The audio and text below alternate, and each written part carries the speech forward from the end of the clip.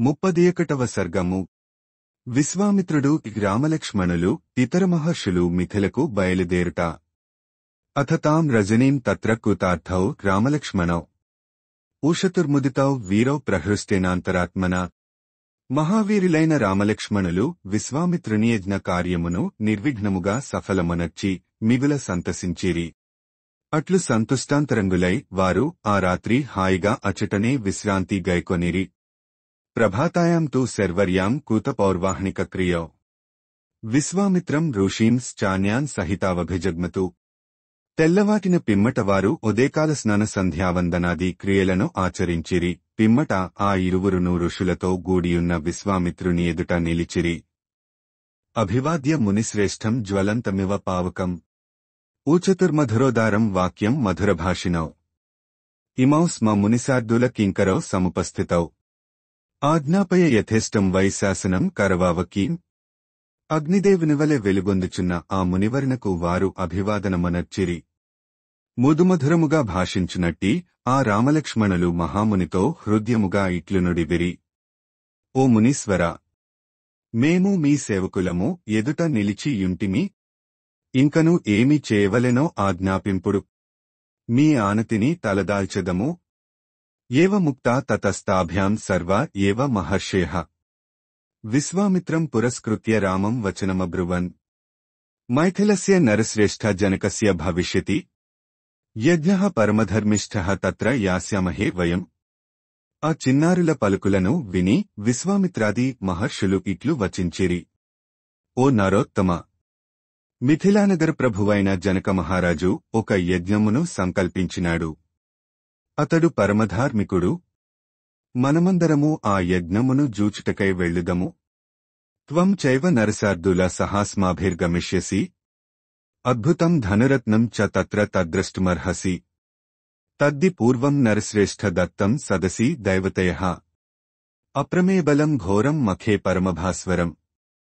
ఓ నరశ్రేష్ఠ, నీవుగూడ తమ్మునితో గుడి మాతో రమ్ము. అచ్చట అద్భుతమైన ఒక మహాధనుస్సు గలదు. దానిని నీవును చూడవచ్చును. ఆ ధనువు సాటిలేని శక్తిగలది.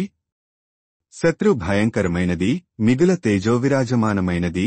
ఓ నరశ్రేష్ఠ, దానిని ఒక యజ్ఞసభలో దేవతలు మిథిలాధిపతి అయిన దేవరాతునకు ఇచ్చిరి. దేవరాతుడు నిమి వంశమువాడు. కేతుని కుమారుడు. దక్షయజ్ఞమును ధ్వంసము చేయనప్పుడు తానుపయోగించిన చాపమును శివుడు దేవతలకిచ్చెను. వారు దానిని దేవరాతునకిచ్చిరి. ఇతడును ఇతని సంతతివారును దానిని పూజించుచువచ్చిరి. ఈ శివధనుస్సునే శ్రీరాముడు విరిచెను. నాస్య దేవా న గంధర్వా నాసురా న చ రాక్షసాః. కర్తుమారోపణం శక్తా న కథంచన మానుషాః. ధనుషస్తస్య వీర్యం తు జిజ్ఞాసంతో మహీక్షితః. న సేకురారోపయితుం రాజపుత్రా మహాబలాః. ఈ శివధనుస్సును గంధర్వులు, అసురులు, రాక్షసులు అంతేగాదు దేవతలు సైతము ఎక్కుపెట్టజాలరు. తీక మానవుల విషయము నుడువవలసిన పని ఏమి? ఆ ధనుస్సు యొక్క శక్తిని తెలుసుకొనగోరి మహాబలశాలురైన రాజులును రాజకుమారులును దానిని ఎక్కుపెట్టుటకు ప్రయత్నించియు విఫలులైరి. తద్ధనుర్నరసార్దూల మైథిలస్య మహాత్మనః. తత్ర ద్రక్ష్యసి కాకుత్స్థా యజ్ఞం చాద్భుతదర్శనం. తద్ధి యజ్ఞఫలం తేన మైథిలేనోత్తమం ధనుః. యాచితం నరసార్దూల సునాభం సర్వదేవతయః. కకుత్స్థ వంశమున అవతరించిన ఓ మహానుభావ, మిథిలాపతియు మహాత్ముడును అయిన జనకుని యొక్క చాపమును అచట నీవు చూడగలవు. అద్భుతమైన ఆ యజ్ఞమునుగూడా దర్శింపవచ్చును. మిథిలాధిపతి అయిన దేవరాతుడు పూర్వము యజ్ఞము చేసినప్పుడు అతడు యజ్ఞఫలమును కోరగా అప్పుడు దేవతలు బలమైన ముష్టిబంధముగల సునాభమైన ఈ శివధనుస్సును ఆయనకు అనుగ్రహించిరి. ఆయాగభూతం నూపతేః తస్య వేస్మని రాఘవ. అర్చితం వివిధైర్గంధైః ధూపైశ్చాగర్గంధిభ్యః. ఓ రామ, జనక మహారాజ భవనమునందు ధనుర్యాగ ధనురుత్సవ సమయమున వివిధములైన గంధములతోడను పుష్పములతోడను సువాసనగల అగరు ధూపములతోడను ఈ ధనుస్సు అర్చింపబడెను. ఏవ ముక్త్వా మునివరః ప్రస్థానమకరోత్ తదా. सर्षिसङ्घः सकाकुत्स्था आमन्त्र्य वनदेवताः స్వస్తి వోస్తు గమిష్యామి సిద్ధాశ్రమాదహం. ఉత్తరే జాహ్నవితీరే హేమవంతం శిలోచయం. విశ్వామిత్ర మహర్షి ఈ విధముగా వచించి మునులతోడను రామలక్ష్మణులతోడను గూడి మిథిలానగరమునకు బయలుదేర్చు వనదేవతలను ఉద్దేశించి ఇట్లనెను. ఓ వనదేవతలారా, మీకు శుభమగుగాక. యజ్ఞమునర్చి ఫలసిద్ధి నొందితిని. ఈ సిద్ధాశ్రమము నుండి బయలుదేగి గంగానదికి ఉత్తర తీరమునగల హిమాలయమునకు వెళ్ళుచున్నాను అని. హిమాలయమునకు వెళ్ళు దారిలోనే మిథిలా నగరము గలదు. ప్రదక్షిణం తతః కృత్వా సిద్ధాశ్రమమనుత్తమం. ఉత్తరాం దిశముద్దిశ్య ప్రస్థాతుముపంచక్రమే. తం ప్రయాంతం మునివరం అన్వయాదనుసారణం. సకటిశతమాత్రం తు ప్రాయేణ బ్రహ్మవాదిన. పిమ్మట ఆ మహాముని మహిమాన్వితమైన సిద్ధాశ్రమమునకు ప్రదక్షిణమనర్చి ఉత్తర దిశగా ప్రయాణమును సాగించెను. ఉత్తర దిశగా వెళ్ళుచున్న ఆ మునివరుని వెంట బ్రహ్మవేత్తల యొక్క అగ్నిహోత్ర సంభారములతో కూడిన 100 శకటములు సాగిపోవుచుండెను. మూగపక్షిగణాశ్చైవ సిద్ధాశ్రమ నివాసిన అనుజగ్ముర్మహాత్మానం విశ్వామిత్రం మహామునిం. నివర్తయామాస తతః పక్షిసంధాన్ మూగానపి. సిద్ధాశ్రమమునందు నివసించుచున్న మూగములు పక్షులు సైతము మహాత్ముడైన విశ్వామిత్ర మహామునిని అనుసరింపగా ఆయన వాటిని వెనుకకు పంపివేచెను. తే గత్వా దూరమధ్వానం లంబమానే దివాకరే. వాసం చక్రుర్మునిగణా సోనాకులే సమాహితాః. వారందరును కొంత దూరము ప్రయాణింపగా సూర్యుడు అస్తమించు సమయమాయెను. అంతటా ఆ మునులందరును సోననద తీరమునకు చేరి ఆ రాత్రికి అచట బస చేసిరి.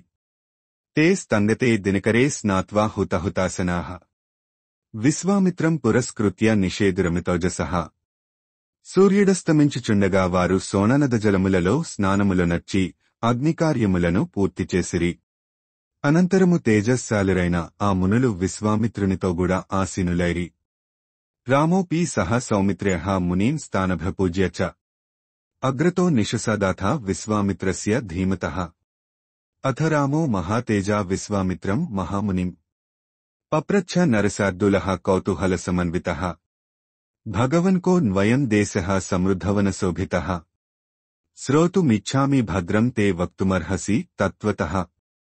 రామలక్ష్మణులను ఆ మునులందరికిని నమస్కరించి ధీశాలియైన విశ్వామిత్రుని ఎదుట కూర్చుండిరి. అంతట తేజోమూర్తి అయిన శ్రీరాముడు కుతూహలముతో విశ్వామిత్ర మహర్షిని ఇట్లు ప్రశ్నించెను.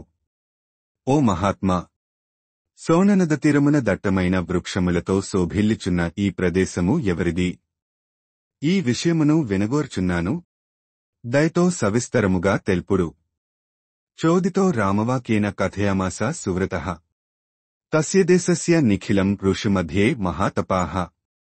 వ్రతనిష్ఠగలవాడును మహాతపస్వియు అయిన విశ్వామిత్రుడు శ్రీరాముని ప్రశ్నకు సమాధానముగా ఆ ప్రదేశము యొక్క వృత్తాంతమును మునులందరును వినుచుండగా ఇట్లు నుడువసాగెను. ఇత్యాశ్రే శ్రీమద్రామాయణే వాల్మీకియే ఆదికావ్యే బాలకాండే 31 సర్గ. వాల్మీకి మహర్షి విరచితమై ఆదికావ్యమైన శ్రీమద్ రామాయణమునందలి బాలకాండమునందు 31వ సర్గము సమాప్తము.